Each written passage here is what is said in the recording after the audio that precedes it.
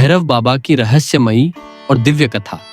काशी, जहां जीवन प्रारंभ नहीं होता, बल्कि जहां जीवन समाप्त होकर पुनर्जन्म की सीढ़ी चढ़ता है, जहां महाकाल साक्षात शिव के रूप में बसते हैं और जहां कोतवाल है काल भैरव। लेकिन भक्तों, क्या आपने कभी सोचा है कि उस कोतवाल की क्रोध में भी करुणा है? क्या आपने कभी जाना है उस भयावह रूप के पीछे छुपी वह मां जैसी ममता जो अपने भक्त को दंड नहीं, दर्शन देती है? बहुत समय पहले की बात है। काशी नगरी वैभव से भरी थी, लेकिन हर नगर की तरह यहां भी कुछ लोग ऐसे थे जिनके हृदय में भक्ति की जगह अहंकार ने घर कर लिया था। ऐसा ही एक युवक था, वृत्रसेन। उसका जन्म उच्च कुल में हुआ था।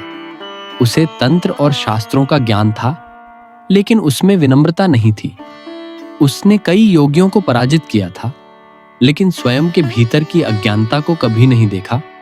उसका एक शौक था सिद्धियों को पाना, लेकिन वह भक्ति नहीं करता, तप नहीं करता, केवल प्रयोग, तांत्रिक यंत्र और शक्ति का दुरुपयोग। वह रात में श्मशानों में साधना करता, लेकिन भगवान का नाम नहीं लेता।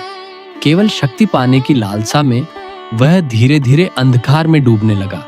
काशी के एक कोने में एक प्राचीन मंदिर था, काल भैरव का धाम।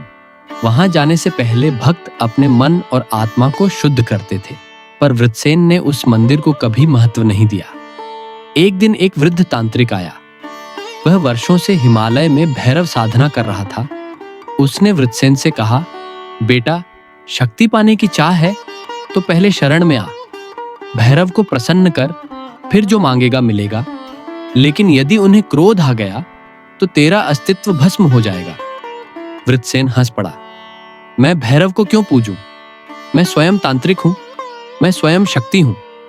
भैरव तो केवल डर फैलाने वाला नाम है। वृद्ध ने उसकी आंखों में देखा।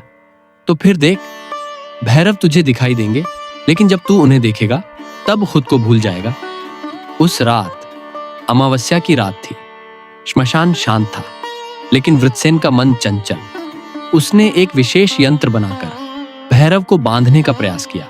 वह मूर्खता से उन्हें बलपूर्वक प्रकट करने लगा। अचानक आकाश में बिजली कड़कने लगी, दिशाएं कांप उठीं। श्मशान की अग्नि अपने आप प्रज्वलित हो गई और सामने एक विकराल रूप प्रकट हुआ। शिव के अंश, गले में नरमुंड, त्रिशूल हाथ में, केश बिखरे हुए, शरीर पर भस्म और आंखों में ऐसा तेज जैसे समय स्वयं सामने खड़ा हो। तूने मुझे बुलाया? भैरव की आवाज गूंज उठी। वृत्रसेन कांपने लगा। उसे एहसास हुआ कि वह किस अग्नि से खेल रहा था। उसके सारे यंत्र जलने लगे।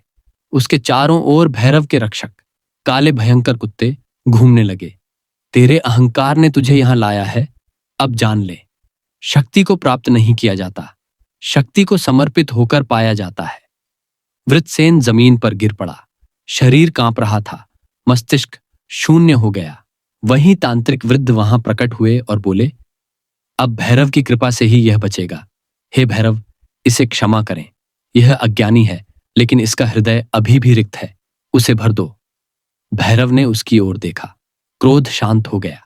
हाथ आशीर्वाद में उठा और फिर उन्होंने अंतर ध्यान हो लिया।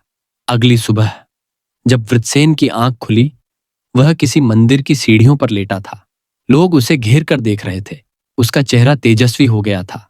आंखों में वो शक्ति थी जो केवल अनुभव से आती है। अब वह बदल चुका था। हर सुबह वह मंदिर में सबसे पहले दीप जलाता।